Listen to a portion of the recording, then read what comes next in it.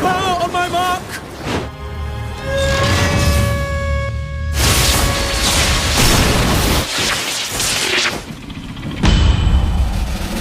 Halo kekawanan dimanapun berada, kembali lagi bersama aku Zai di konten Dongeng Sebelum Tidur. Nah, jadi film yang akan aku ceritain kali ini adalah hasil karya dari sutradara Meg Wigan yang berjudul Victor Frankenstein. Diperankan oleh James McAvoy serta Daniel Radcliffe, film ini menceritakan kisah seorang ilmuwan gila bersama asistennya yang terobsesi untuk membuat makhluk hidup sendiri dan juga mengakali kematian. So, sebelum kita mulai ceritanya, seperti biasa warning bagi kalian yang belum nonton film ini secara utuh kalau ini adalah full spoiler content. Oke, sana, let's begin. Dongeng sebelum tidur. Terima kasih. Dongeng sebelum tidur.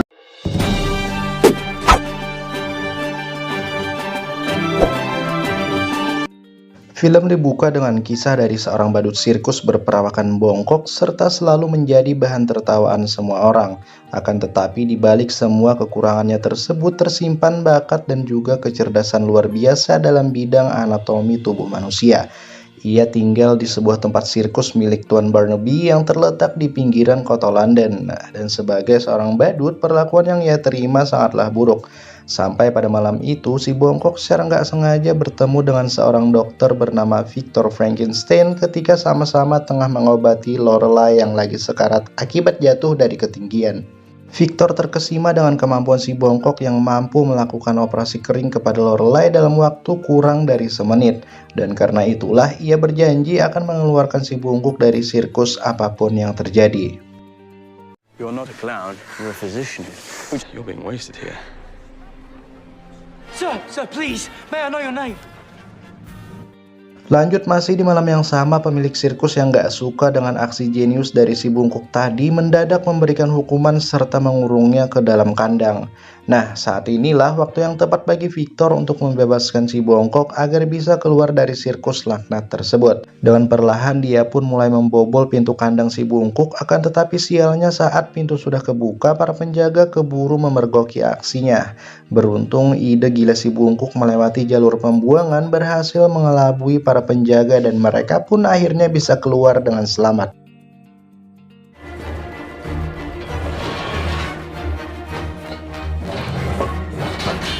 Setelah lepas dari sana, ternyata kejutan yang diberikan Victor belum selesai. Karena saat sampai di rumah, ia langsung mengambil jarum suntik besar untuk ditancapkan ke punggung si bungkuk, lalu boom. Cairan berwarna keruh mengalir deras dari punggungnya. Ternyata selama ini dia nggak mengidap kebungkukan permanen, akan tetapi terdapat cairan di punggungnya yang sudah nggak dikeluarkan selama kurang lebih 18 tahun. Nah, sekarang saat semua cairan itu sudah berhasil dikeluarkan, tubuhnya pun mampu berdiri tegak meskipun harus memakai semacam sabuk penyangga buat membantunya. Kemudian untuk mempermudah segalanya, Victor memberikan sebuah nama kepada si bungkuk yang diambil dari nama temennya yang dulu juga tinggal di sini, yaitu Igor Straussman. Lalu sebagai penutup kejutan di malam itu, Igor disuruh mandi, membersihkan diri, motongin rambut, dan blep, penampilannya seketika berubah drastis 180 derajat. Pagi harinya di tempat sirkus sudah hadir dua orang penyidik bernama Inspektur Turpin bersama asistennya Alistair. Mereka berdua langsung menganalisa seluruh kejadian yang ternyata menewaskan seorang pekerja. Alhasil kini Victor dan Igor resmi menjadi buronan. Bukan cuma itu saja, Turpin yang memang seorang agamis sejati mendeteksi adanya persekutuan dengan iblis setelah menemukan kantong merah berisi potongan dari tangan singa di sekitaran TKP. Hal ini persis dengan beberapa pencurian organ tubuh binatang yang akhir-akhir ini sering terjadi di beberapa kebun binatang. Pindah lagi kepada Igor yang baru aja bangun dari tidurnya dan mendapati kalau rumah sudah kosong, serta terdapat surat dari Victor yang menyatakan kalau sekarang dia lagi di sekolah. Hingga Igor pun memutuskan untuk pergi ke rumah sakit buat menjenguk Lorelai, sang pujaan hati yang waktu itu ia selamatkan.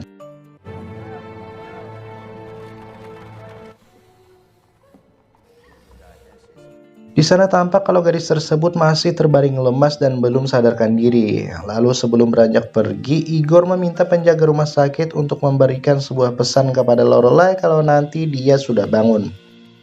Lanjut, ketika di perjalanan pulang, Igor kaget luar biasa ketika melihat poster buronan yang berisi gambar dirinya bersama Victor terpampang jelas di sepanjang jalan. Dan yang bikin dia ketakutan parah adalah tuduhan yang mereka berikan berupa sebuah pembunuhan. Beruntung sesampainya di rumah, Victor berhasil menenangkannya dengan mengatakan kalau yang mereka cari sekarang bukanlah dia, melainkan si bungkuk jelek yang dulu menjadi badut di tempat sirkus. They're not looking for you.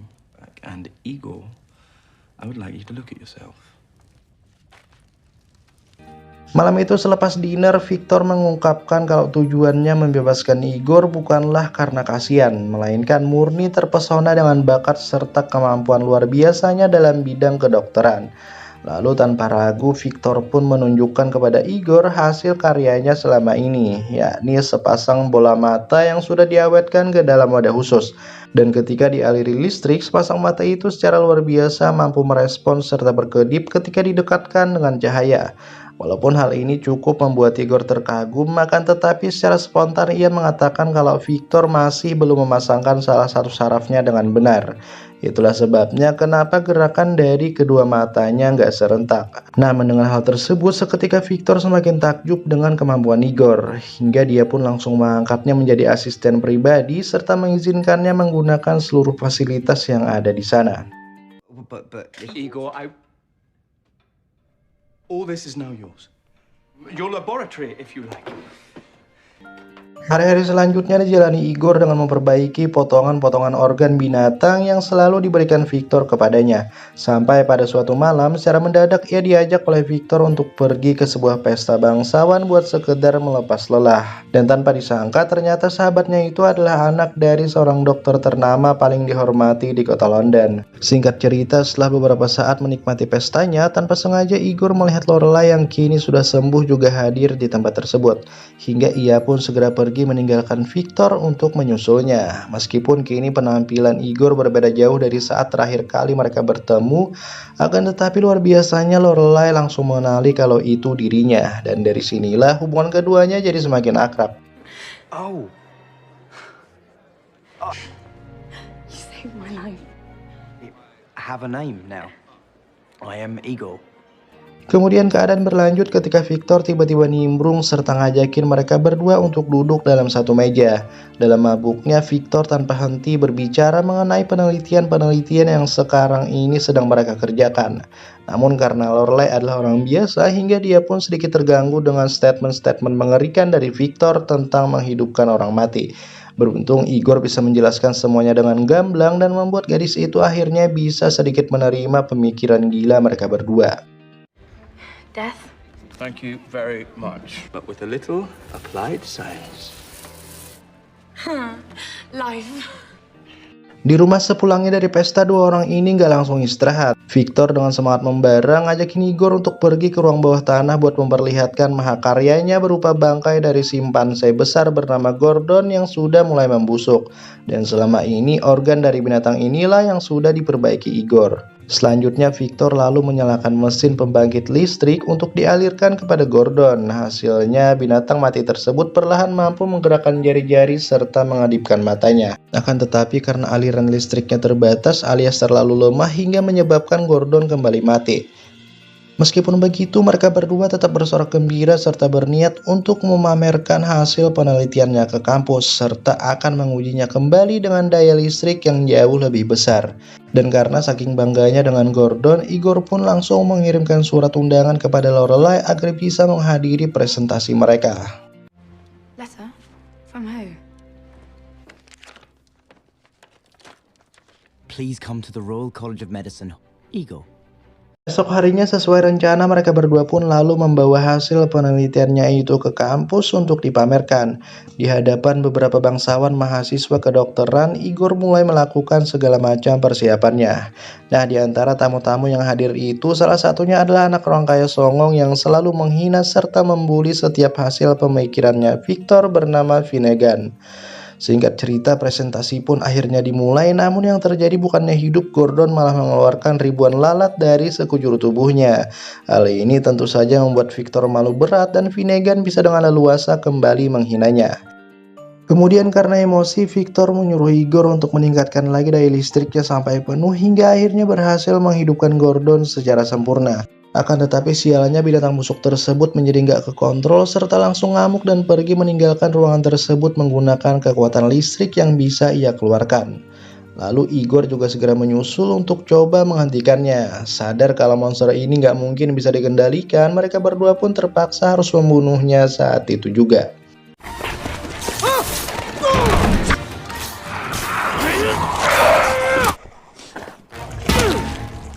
Di tengah perdebatan keras antara Igor dan Victor karena berbeda pendapat tentang hasil dari penemuan mereka barusan, tiba-tiba Finnegan datang dengan menawarkan sokongan dana nggak terbatas jika Victor mau melakukan lagi proyek yang jauh lebih sempurna. Nah, disinilah ide gila Victor muncul kembali dengan rencana membuat manusia utuh yang bisa berpikir dan beradab. Walaupun Igor sempat menolak ide tersebut karena takut kalau nantinya ciptaan mereka hanya akan menjadi monster seperti Gordon, akan tetapi setelah teringat kembali akan jasa-jasa Victor terhadapnya, Igor akhirnya setuju untuk membantu ide gila sahabatnya itu. Surely you see you have no control. Surely? Am I making myself clear? Yes, Victor. Sementara itu di tempat lain, berita tentang kegaduhan di kampus tadi sudah sampai ke telinga Inspektur Turpin.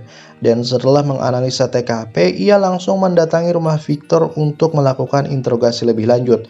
Di sana terjadi perdebatan hebat antara mereka berdua sampai-sampai membuat Turpin ingin menggeledah rumah Victor serta meminta catatan hasil eksperimen selama 1 tahun terakhir. Cuman karena nggak memiliki surat penggeledahan secara resmi, membuat Victor bisa dengan mudah menolak permintaannya tersebut. You a police officer or are you a theologian? Inspector, I have to inform you that you are currently in the home. Wake, my creation. Be careful, Mr. Frankenstein.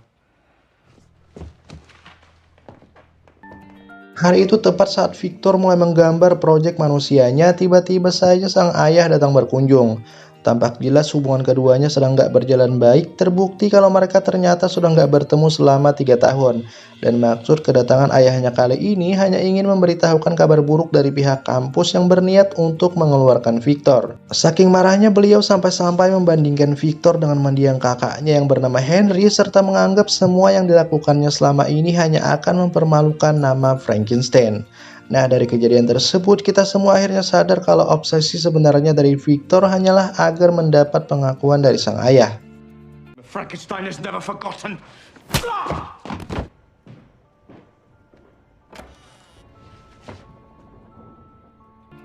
Lanjut, setelah kepulangan Mr. Frankenstein, Igor yang merasa kasihan mencoba untuk membangkitkan lagi semangat Victor dalam mengerjakan proyek manusia mereka yang diberi nama dengan Prometheus. Ia berasumsi meskipun listrik yang kemarin mereka alirkan kepada Gordon sudah sangatlah tinggi, akan tetapi nyatanya itu masih terlalu lemah. Karena walaupun terlihat lincah dan juga kuat, Gordon masih kesulitan dalam bernafas.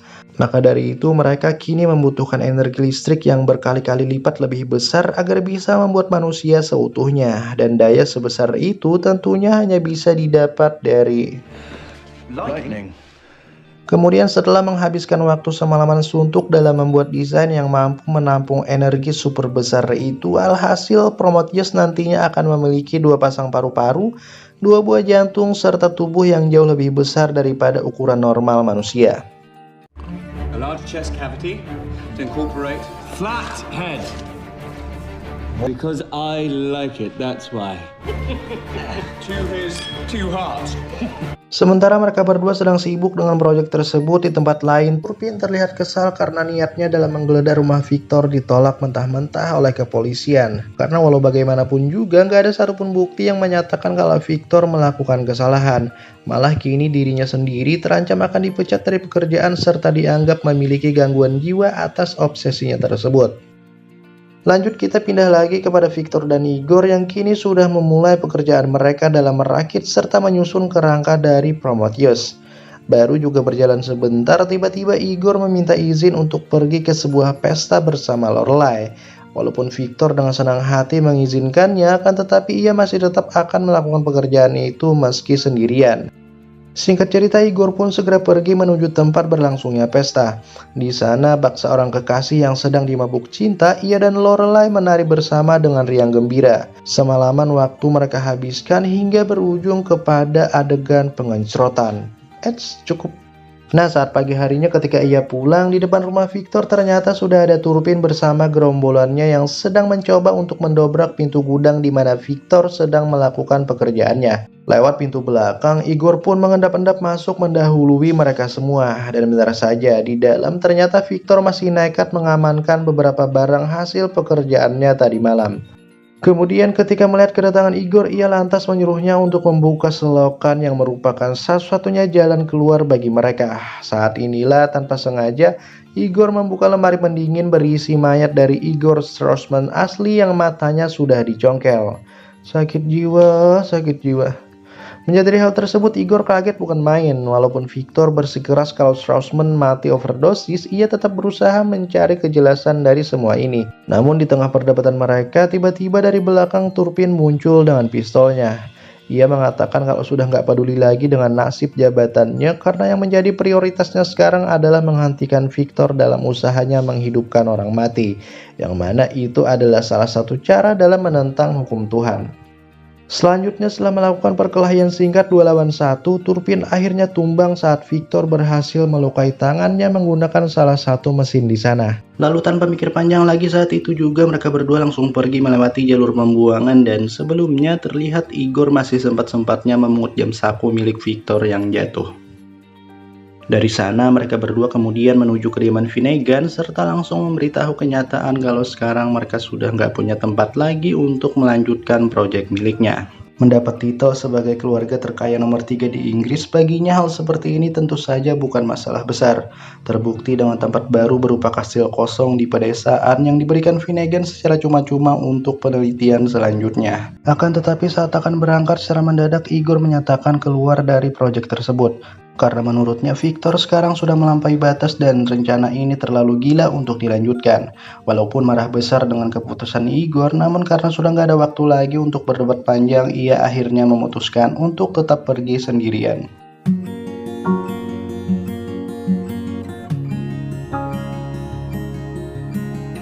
Sepeninggal Victor, Finnegan yang merasa kalau Igor sudah terlalu banyak mengetahui keterlibatan dirinya dalam proyek ini segera membawa serta melemparkannya ke dalam sungai dalam keadaan terikat. Beruntung karena ikatan yang gak terlalu kuat membuat Igor bisa dengan mudah melepaskannya dan langsung menuju tempat Lorelai. Di sana ia terbaring lemas ketika menyadari kalau sekarang persahabatannya dengan Victor harus benar-benar berakhir. Sampai saat dimana Igor secara nggak sengaja membuka jam saku milik Victor yang mana di sana tertulis nama Henry Frankenstein, mendiang kakaknya Victor yang meninggal karena menyelamatkannya dari badai salju. Disinilah Igor akhirnya sadar kalau obsesi sahabatnya tersebut bukan melulu tentang Saints, karena sebenarnya dia hanya ingin mendiang kakaknya hidup kembali dalam tubuh Prometheus. Maka dari itu Igor pun memutuskan untuk sesegera mungkin menyusul Victor ke tempat milik Finnegan. Melihat keputusan Igor yang sudah nggak bisa diganggu-gugat lagi, Lorelai dengan senang hati bersedia menemani sang kekasih dalam perjalanannya. You must understand, I have to go. And you will not go alone. Singkat cerita mereka berdua pun lalu berangkat menggunakan kereta. Namun karena di perjalanan ada banyak anak buah Finnegan hingga membuat Lorelai mau nggak mau harus mengalihkan perhatian sementara Igor akan melanjutkan perjalanannya sendirian. Akan tetapi sialnya setelah berhasil mengelabui para penjaga, Lorelai kini dicegat oleh Turpin yang nekat melakukan pengejaran meski statusnya bukan lagi seorang polisi. Yap, dia dipecat dari pekerjaan akibat melakukan penggeledahan di rumah Victor tanpa izin resmi. Beralih kepada Victor yang kini sudah selesai dalam mengerjakan seluruh desain yang kemarin ia buat bersama Igor. Tampak tubuh besar dari Prometheus kini sudah siap dan tinggal menunggu badai petir agar bisa dihidupkan. 2 hearts. Pump all that blood around the larger body. Prometheus moving! Station 1! Nah, saat beberapa anak buah Finnegan tengah menyiapkan beberapa alat untuk menangkap energi petir, saat inilah Igor menyelinap masuk menemui Victor. Melihat sahabat terbaiknya kini telah kembali membuat Victor tersenyum bahagia, akan tetapi semua itu berubah saat tahu kalau maksud kedatangan Igor hanya untuk coba menghentikannya sekali lagi. Ia mengatakan kalau Finnegan bakalan membunuh mereka berdua setelah mendapatkan semua yang diinginkannya. Selain itu, mereka juga nggak akan pernah tahu akan jadi apa Prometheus setelah dibangkitkan nanti. Igor memiliki keyakinan kalau makhluk tersebut pasti akan kembali menjadi monster sama seperti Gordon. Namun Victor yang tampaknya sudah kepalang tanggung masih bersikeras untuk tetap menyelesaikan proyek ini. Kemudian saat badai petirnya tiba, sekaranglah waktu yang paling tepat untuk menghidupkan Prometheus. Lalu tubuh besar itu pun kini mulai dinaikkan bersama dengan beberapa alat yang bisa menangkap energi petir. Selanjutnya sesaat setelah petir itu menyambar, Prometheus pun berhasil hidup dan mulai menggerakkan tangannya. Akan tetapi sialnya teknologi milik mereka ternyata nggak mampu menampung seluruh energi dari petir yang terus-terusan menyambar. Hingga akhirnya ledakan pun nggak terelakkan lagi sampai-sampai membuat Finnegan beserta para anak buahnya mati tertimpa reruntuhan.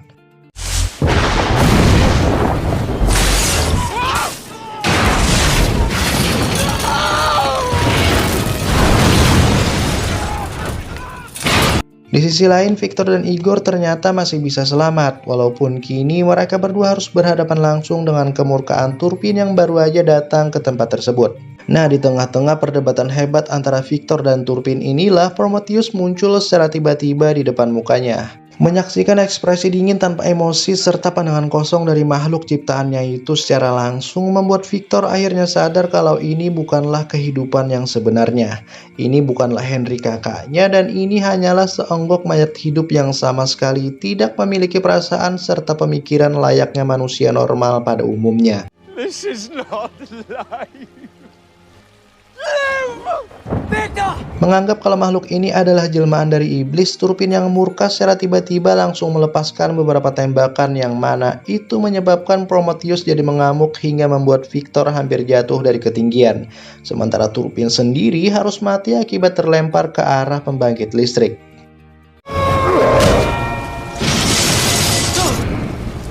Menjadi orang terakhir yang tersisa di sana sekaligus dua orang paling bertanggung jawab atas semua kekacauan ini, Victor dan Igor mau nggak mau harus menghentikan Prometheus apapun yang terjadi. Silih berganti mereka berdua berusaha melakukan beberapa serangan fatal terhadap makhluk ini termasuk menusuk jantungnya menggunakan besi besar.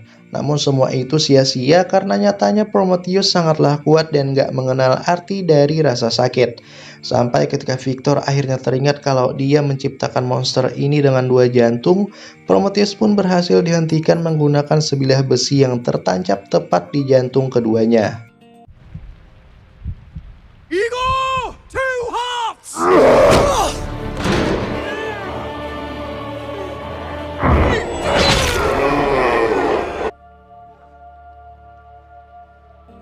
Lanjut esok paginya ketika Igor terbangun dari pingsannya, ia mendapati kalau Lorelai baru aja tiba dengan membawakan sepucuk surat dari Victor yang menyatakan kalau pekerjaan mereka sudah selesai sepenuhnya. Dan sebagai sahabat yang baik, kini ia telah membebaskan Igor untuk memilih jalan hidupnya sendiri. Sementara dirinya akan berkelana sambil mencari serta meneliti kekurangan apa yang menyebabkan ciptaan mereka kemarin menjadi monster. Nah, untuk itu mungkin saja suatu hari nanti mereka berdua akan kembali bertemu dalam proyek selanjutnya. The end. So guys, itulah tadi alur cerita dari film berjudul Victor Frankenstein. Gimana nih menurut kalian? Komen-komen ya di bawah. Well, seperti biasa kalau sudah memerankan karakter yang memiliki sedikit gangguan jiwa tapi cerdas kayak begini, James McAvoy emang dewanya. Totalitas yang ia tampilkan sukses membuat emosi penonton ikutan terbawa ke dalam film. Ditambah lagi dengan logat British yang dibawakan oleh Daniel Radcliffe layaknya di film-film Harry Potter menambah nilai plus karena film ini berlatar di kota London. Nah, kiranya sampai sini dulu video kali ini. Jangan lupa di-share dan juga di-like jika emang suka. Aku Zaya pamit, keep health and see you on the next video.